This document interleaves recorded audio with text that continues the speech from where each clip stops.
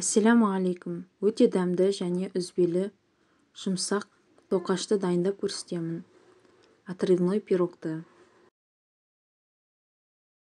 Ең алдымен 500-600 грамм ұнымызды елегіштен елеп аламыз.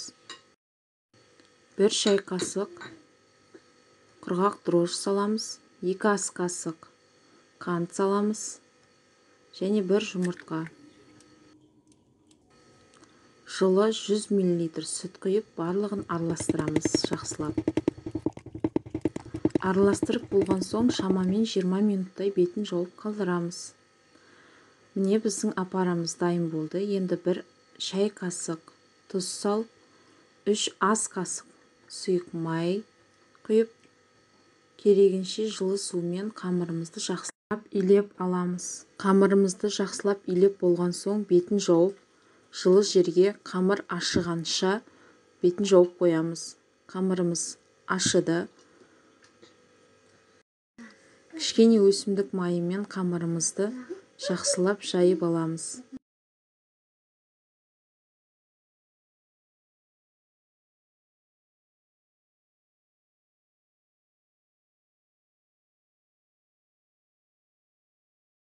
Домалақ етіп қамырымызды жайып алғаннан кейін майда етіп туралған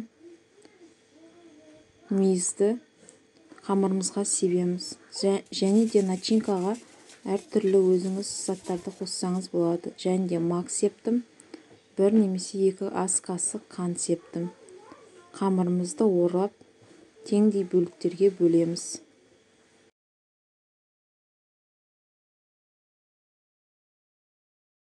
Противенге пергамент қағазын төсеп, үстіне май жағып даярлап қоямыз. Қамырымызды екі шетін бір-біріне біріктіріп, шеттерін вилкамен әрлеп басып шығамыз.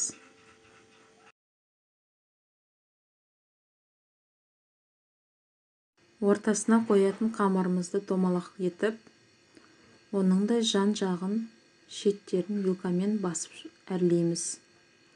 Енді дайын болған қамырларымызды пергамент қағаздың үстіне әсемдеп, әдемілеп орналастырамыз.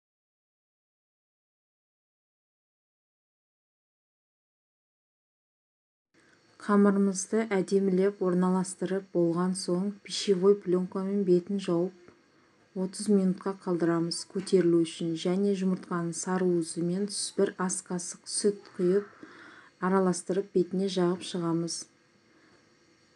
Қызып тұрған духовкаға 180 градустағы 45 минуттай пісіріп аламыз. Және де бұның пісу уақыты сіздің духовкаңыздың ерекшелігіне байланысты. Біздің тәтті дәмді тоқашымыз дайын болды. Өте жұмсақ, үзбелі тоқаш. Бәріңізге ас болсын. Ұнаса біздің каналға тіркеліп, қоңыраушаны басуды ұмытпаңыздар. Ұнаса лайк, ұнамаса дизлайк басыңыздар. Және комментария бөлісіп қалдырыңыздар.